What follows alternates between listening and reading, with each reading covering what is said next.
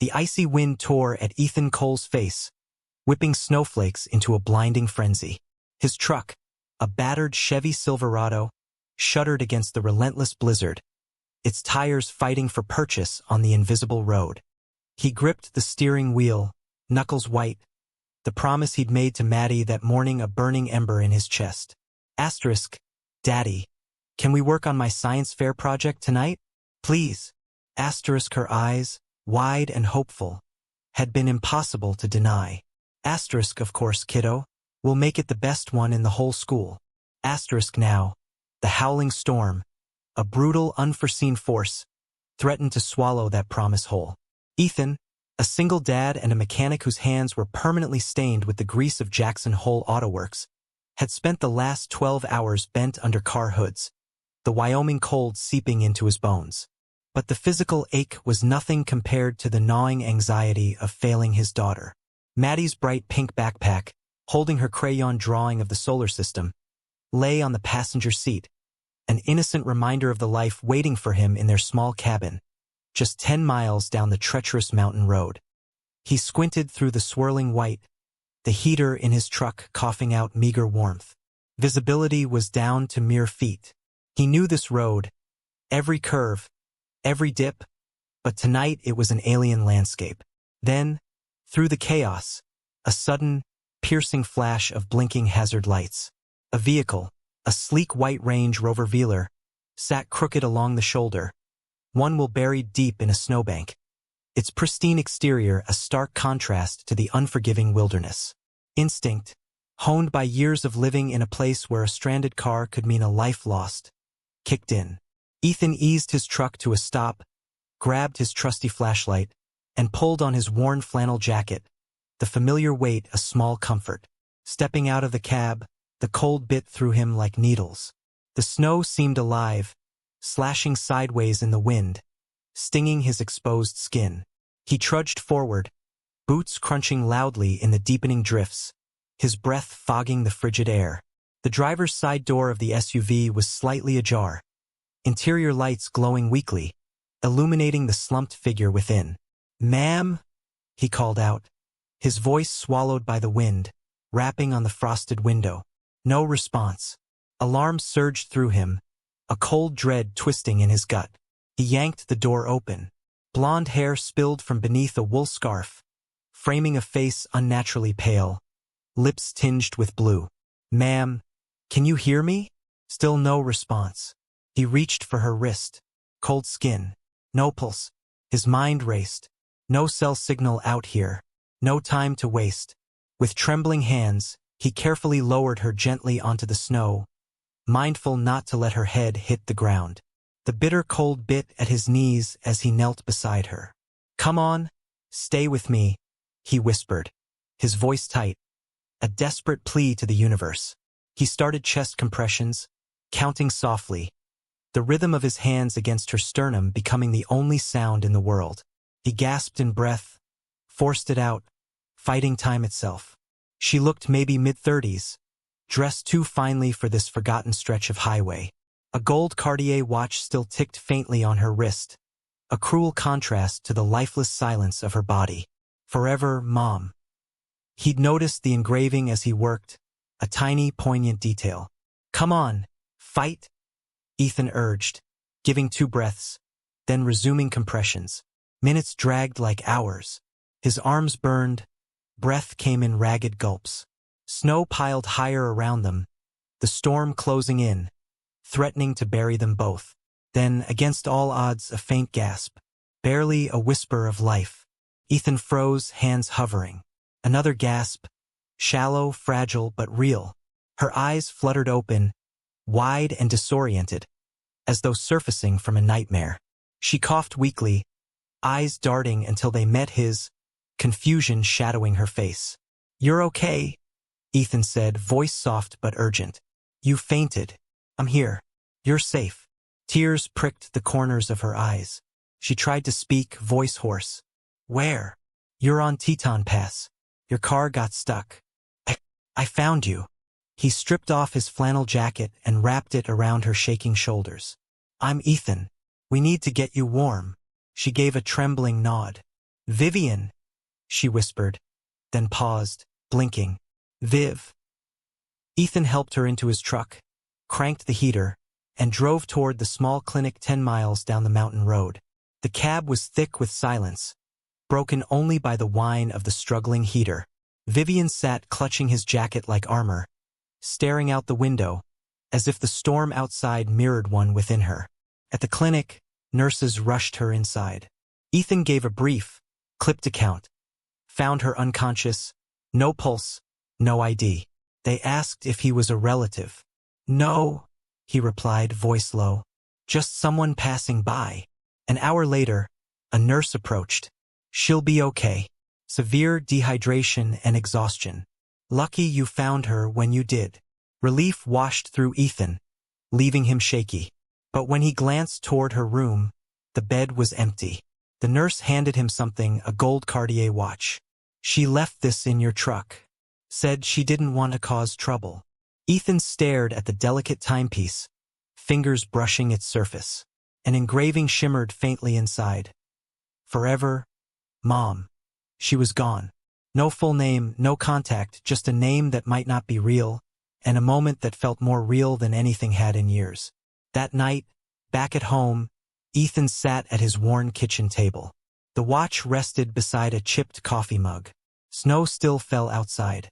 Maddie slept upstairs, unaware that her father's life had just shifted course in a way he couldn't yet comprehend. He turned the watch over in his palm.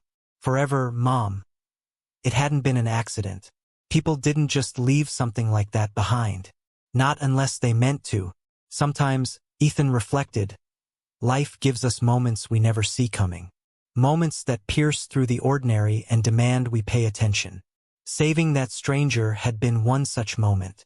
But what he didn't know, what he couldn't have known, was that Vivien Hart's story had only just begun, and that the stranger he'd saved would soon return to change both their lives in ways neither could have imagined.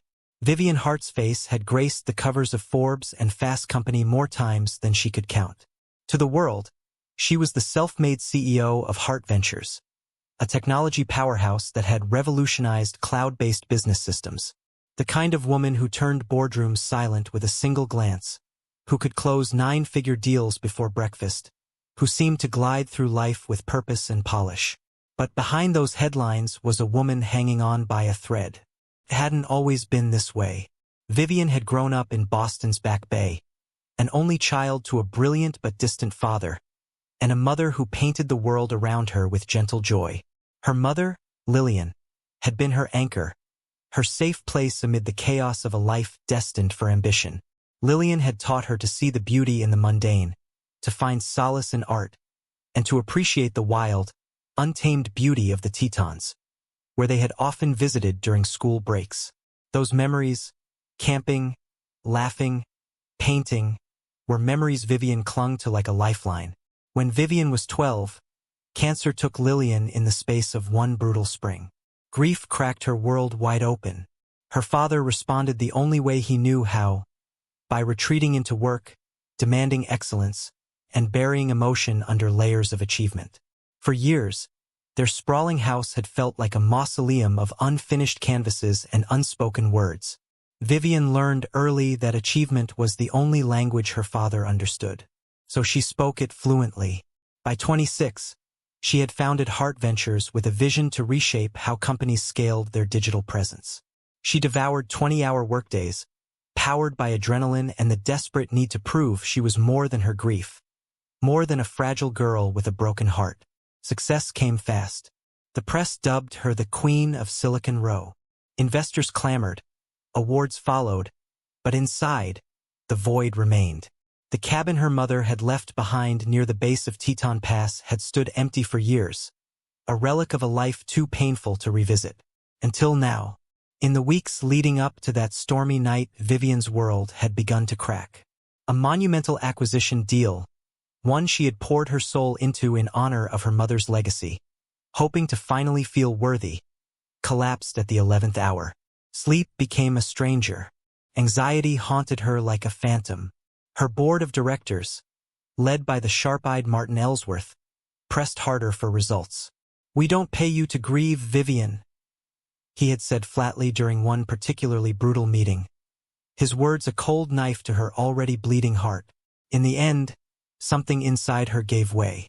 One sleepless night, driven by an aching need to escape the suffocating pressure and the ghost of a life she'd never truly lived for herself, she had thrown a small bag in her car and fled. Her only destination. The cabin, the last place she had truly felt her mother's presence.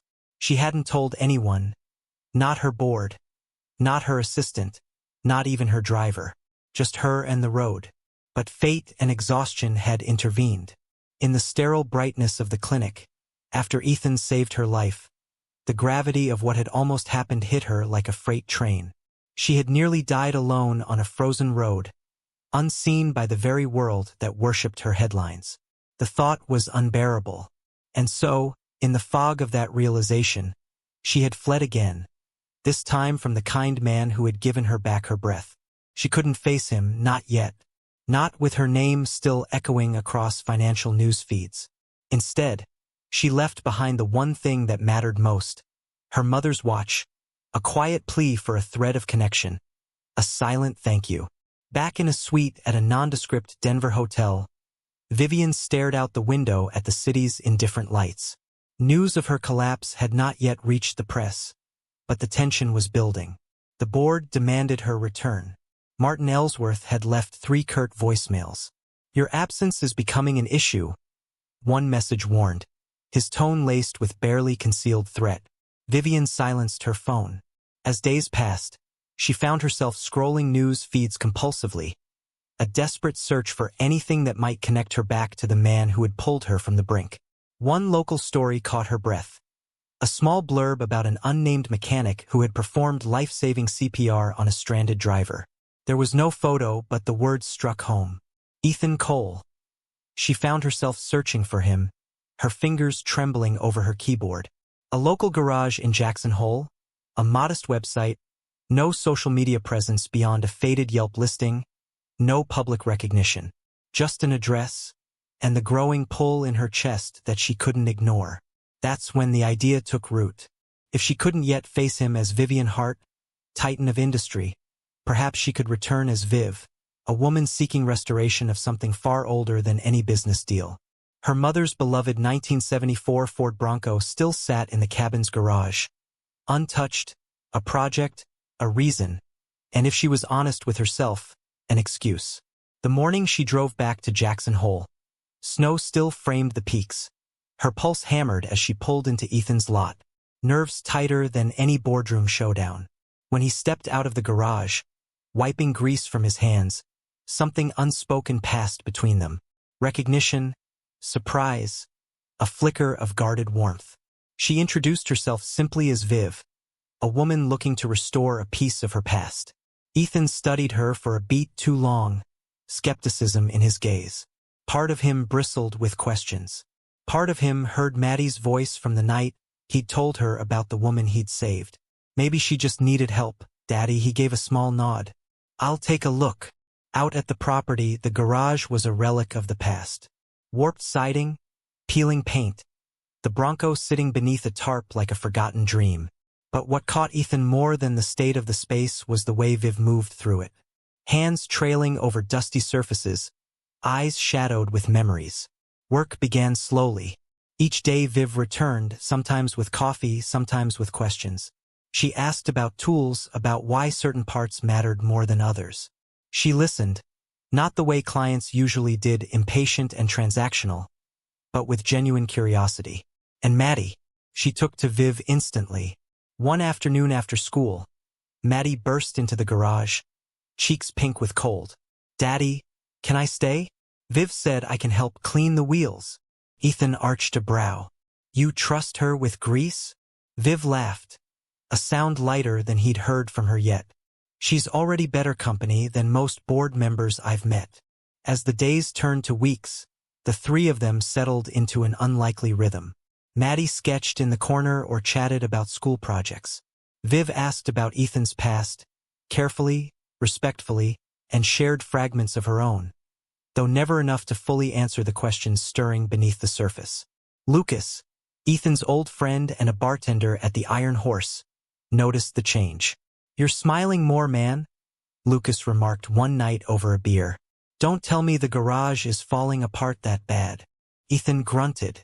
"It's complicated." Lucas leaned in. "She's hiding something. You can see it. Be careful." The words lodged in Ethan's chest. He'd felt it, too. That shadow in Viv's eyes. The way her shoulders tensed when asked about where she came from. Why she'd landed here. But against all logic, a part of him wanted to believe in what they were building or trying to.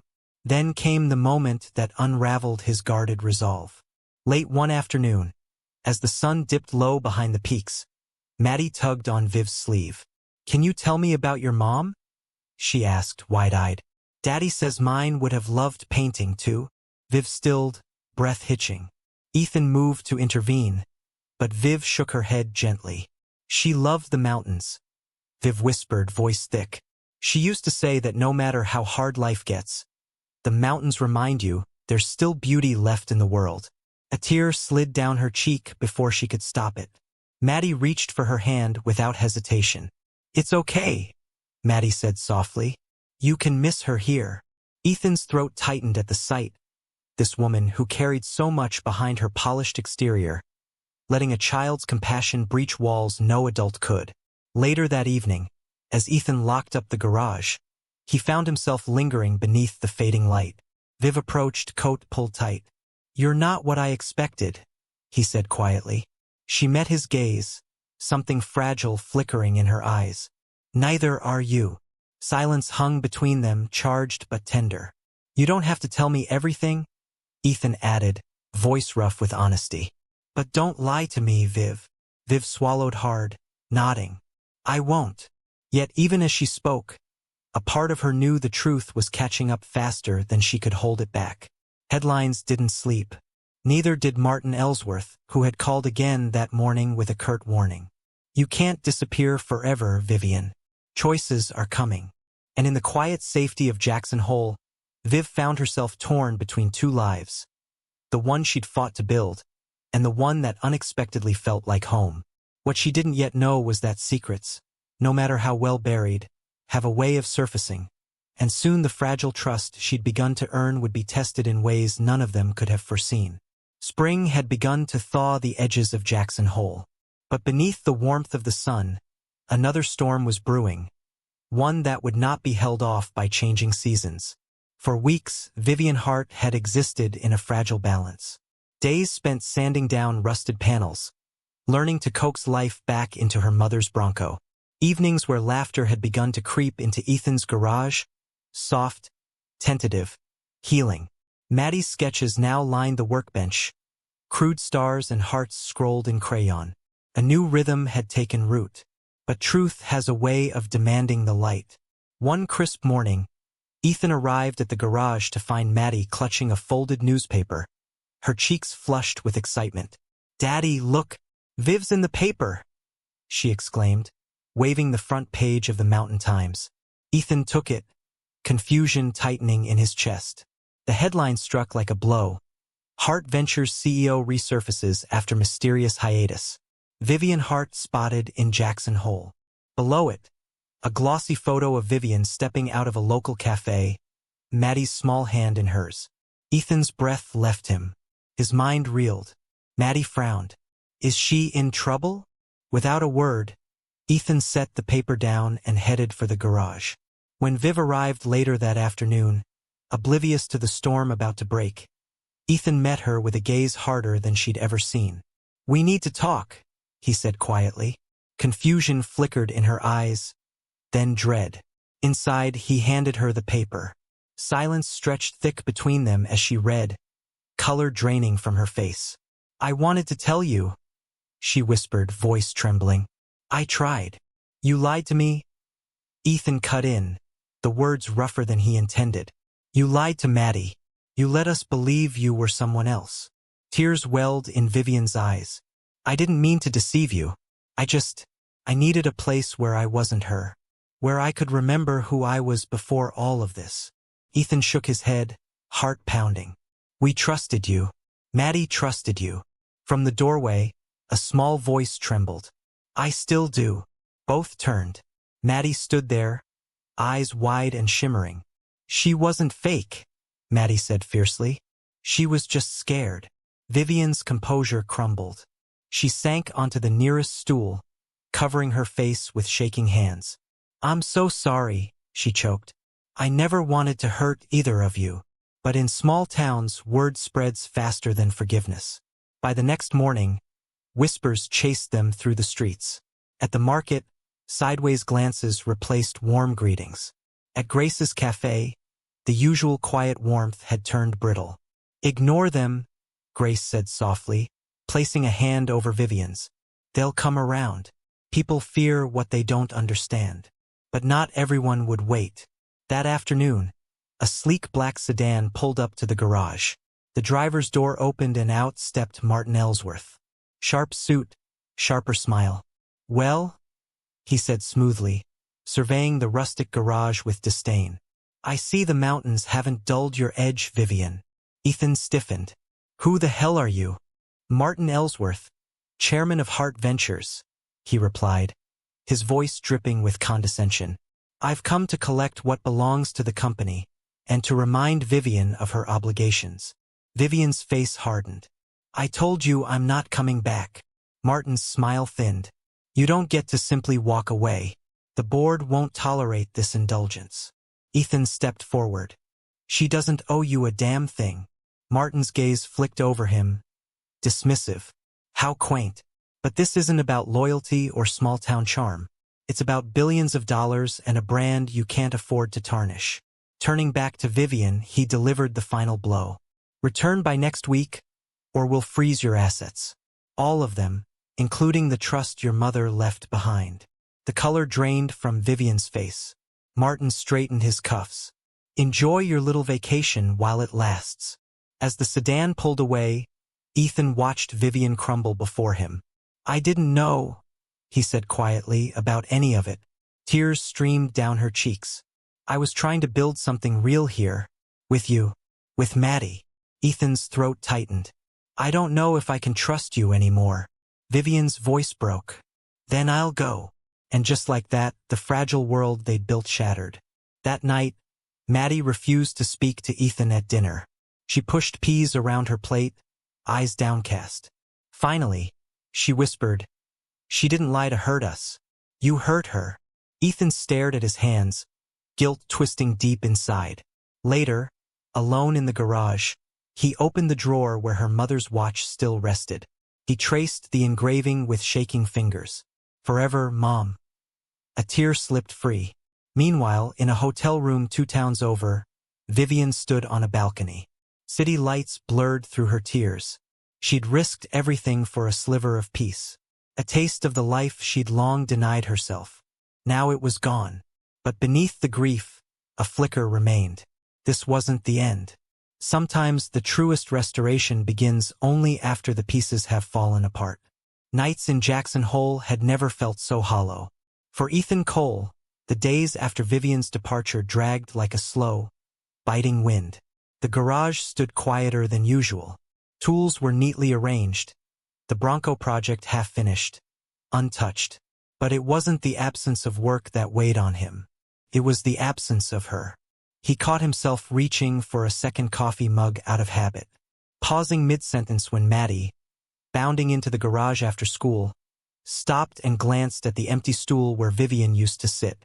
At home, Maddie had grown quiet, her bright energy muted, as though a light inside her had dimmed.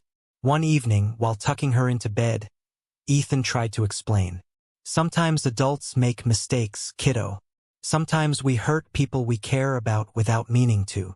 Maddie looked up at him, eyes glassy. Then why don't you say sorry? You always tell me it matters. The words struck deep. That night, unable to sleep, Ethan found himself at his worn kitchen table, an old photograph in his hands. Claire, his late wife, cradling baby Maddie. Grief flickered in his chest, sharp as ever. He remembered the day of the fire, how helpless he had felt, how every instinct in him had screamed to fix what couldn't be fixed. Since then, he had built his life around control, around safety, around never letting anyone close enough to hurt again. But Vivien had slipped through those defenses without force, without pretense, and he'd let fear drive her away. Meanwhile, in Denver, Vivien stood before the Heart Ventures boardroom, flanked by sleek suits and stony faces. Martin Ellsworth sat at the head of the table, gaze cold. "We're prepared to freeze your personal assets unless you return," he warned. Vivien's voice, steady but soft, cut through the room. "I'm stepping down." Collective gasp. "You'll regret this," Martin hissed. "I already have," she replied, heart racing. "For too long. I've chased a life that left me empty. I won't do it anymore." The decision came with consequences. Legal battles, financial sacrifice. But as she walked out of that glass tower, a strange lightness filled her chest. For the first time in years, she wasn't running toward success or away from grief. She was walking toward herself. Back in Jackson Hole, Ethan's resolve crystallized one afternoon when Maddie placed a folded note on his workbench. In her neat, careful handwriting. "Daddy, if someone's brave enough to say sorry, we should be brave enough to forgive." His heart broke open. That evening, under a sky brushed with stars, Ethan pulled the velvet pouch from the drawer. The watch gleamed in his palm. Vivien's silent message from the start. He picked up the phone, fingers trembling.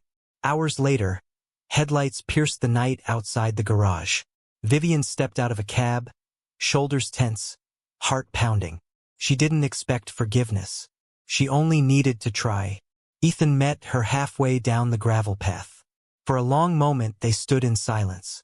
Finally, voice rough, he said, "I was scared. Scared of losing what I wasn't sure I deserved." Vivien's eyes shimmered.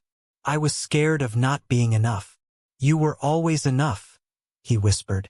Tears broke free as she closed the distance, and in a breathless moment, they embraced, raw, real, fragile. Later, beneath the soft hum of string lights in the garage, they talked for hours about grief, about mistakes, about the people they'd lost, and the second chances they'd never dared to believe in.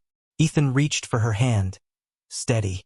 "Now, this isn't about fixing what's broken," he said. "It's about building something that lasts." Vivien smiled through tears. "Then let's start." As dawn crept over the peaks, one truth had settled between them. Sometimes courage isn't the absence of fear. It's the choice to lead with your heart anyway. Spring unfolded slowly in Jackson Hole that year, as if the earth itself understood that some things needed time to bloom. The snow gave way to wildflowers that danced along the fence lines, and the days stretched long beneath skies brushed in soft gold. Inside the garage, life hummed in quiet, meaningful ways. Vivien and Ethan worked side by side, their movements fluid, no longer guarded. The old Bronco, once a forgotten relic, now gleamed beneath their care, restored not just with tools, but with patience, understanding, and heart.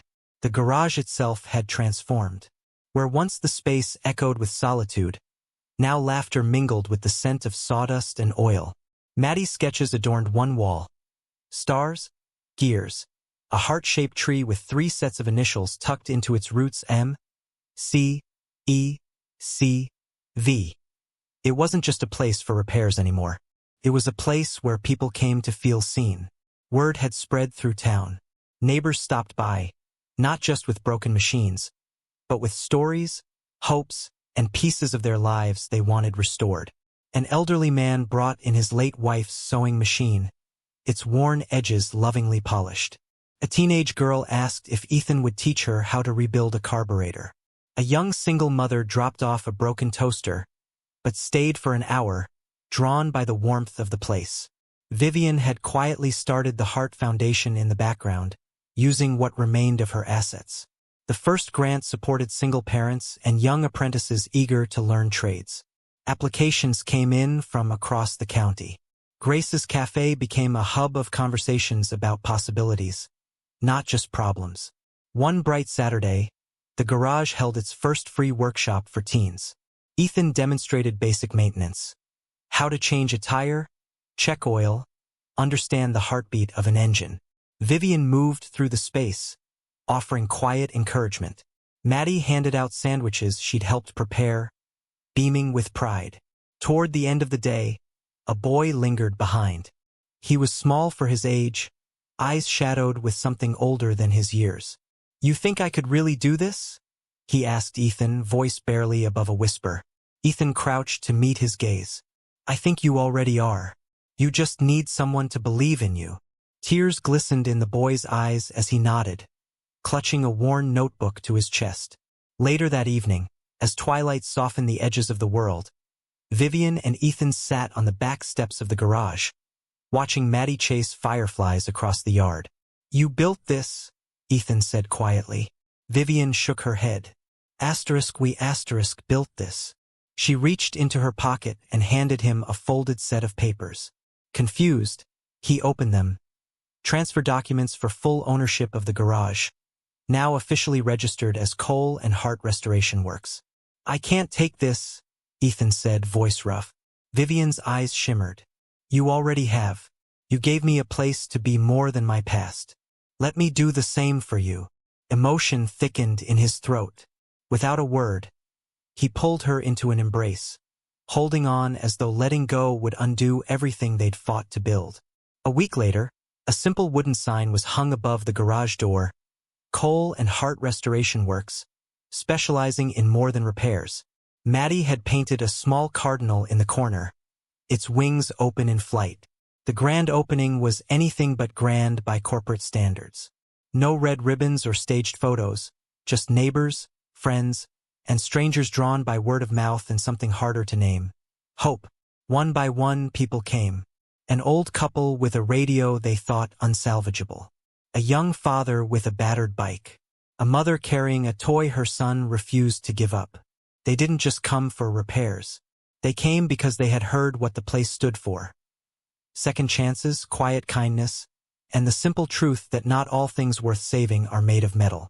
Toward the end of the day, a woman in a tailored blazer arrived, camera bag slung over her shoulder. "I'm with Community Roots magazine," she explained. "We highlight small-town stories of resilience. Someone sent us a photo of your mural with a note that read, 'Sometimes restoration begins with people, not machines.'" Vivien glanced at Maddie, who tried very hard to look innocent. The interview was heartfelt.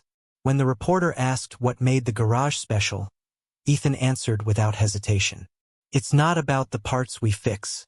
It's about the people we see." Later that night, beneath a sky strewn with stars, the three of them sat together on the porch swing. Vivien wrapped in Ethan's flannel, Maddie curled between them. Ethan whispered almost to himself, "I keep thinking about that night when I found you on the road." Vivien rested her head against his shoulder. "And I keep thinking, maybe I wasn't the only one who got saved. No more headlines, no more boardrooms, just this: a family built from pieces once thought too broken to mend." And as the stars shimmered above and the mural inside the garage stood bright against the night, one truth echoed in their hearts: some love stories don't begin with perfection. They begin with a heartbeat returning in the snow and end beneath the stars in the quiet certainty of something lasting, something whole. Sometimes the most extraordinary stories are born from the most ordinary moments. A single choice made in the middle of a snowstorm can unravel a life's worth of loneliness. A single act of courage can heal wounds we thought would never close. And sometimes, when fate intervenes, what begins as a rescue can become a restoration, not just of a person or a place, but of a heart. Ethan Cole wasn't looking to change his life that night on Teton Pass. He was just a tired single father trying to get home to his daughter. But in choosing to stop, to act when no one else would have known, he opened the door to a transformation neither he nor Vivien Hart could have imagined. Vivien had spent her life building an empire of success, one accolade at a time, never pausing long enough to grieve the mother she'd lost or the life she'd abandoned in her pursuit of perfection. The world knew her as a powerful CEO, but inside, she carried the weight of unspoken grief and a relentless need to prove her worth. When her life quite literally froze on that snowy road, the woman who awoke in Ethan's arms was no longer the public figure the world admired. She was a soul stripped bare, finally forced to confront the emptiness her accomplishments had failed to fill. It would have been easy for both of them to let that moment remain a fleeting connection, a story to tell and forget. But life had other plans. Vivien returned to Jackson Hole under the guise of restoring an old Bronco. Yet what she truly sought was restoration of her own heart. She didn't expect to find a man who had also been living in quiet survival mode, guarding himself against more loss, believing that building a life for his daughter meant keeping his own heart safely locked away. As days turned into weeks, their paths intertwined in ways neither could deny. Ethan's steady kindness and Maddie's innocent trust slowly chipped away at Vivien's walls. And in return, Vivien reminded Ethan that courage isn't always about protecting others. It's also about allowing yourself to be vulnerable again, to risk loving and losing once more. Their journey wasn't without pain. When Vivien's identity was revealed, the small community turned wary, and Ethan's own fears resurfaced. Words were spoken that cut deep. Vivien left, believing she had broken what could never be repaired. But it was Maddie's simple wisdom, her childlike understanding of forgiveness, that showed Ethan what his heart already knew. Love is worth fighting for, even when it's messy, even when it hurts. Vivien's return to Denver and her decision to step down from Heart Ventures marked a profound turning point. No longer defined by a title or public image, she chose authenticity over acclaim. And when she returned to Jackson Hole, not to reclaim what was lost, but to build something real, she found that true restoration lies not in erasing the past, but in honoring it while choosing a better future. Together, Vivien and Ethan transformed the garage into more than a place for mechanical repairs. It became a sanctuary for second chances, a space where broken things and broken people could find new life. Through workshops, the Heart Foundation, and countless small acts of quiet kindness, they touched the lives of a community that had once doubted them. The love that grew between them wasn't a fairy tale love born of perfection. It was a love forged in forgiveness, in showing up when it mattered most, in daring to be seen for who they truly were. And that is perhaps the greatest lesson their story offers us. Because in life, we are all walking around with unseen battles, unhealed wounds. It's easy to judge others based on what we think we know. But when we lead with compassion, when we pause long enough to listen, to understand, to forgive, we open the door to extraordinary possibilities. Ethan and Vivien's story reminds us that courage isn't the absence of fear. It's the willingness to move forward in spite of it. That forgiveness isn't about forgetting what was broken, but about choosing to believe that some things are worth restoring. And that love, real love, isn't about finding someone perfect. It's about finding someone willing to rebuild with you one brick at a time. So, what can we take from their journey and apply to our own lives? Be patient with yourself and with others. We never know the weight someone else is carrying. Be brave enough to say sorry when you've made a mistake, and brave enough to forgive when someone is trying to make it right. Be willing to lead with your heart, even when it feels vulnerable. The greatest connections are often the ones we least expect. And above all, remember that no one is too broken to be restored. Not a car, not a heart, not a life.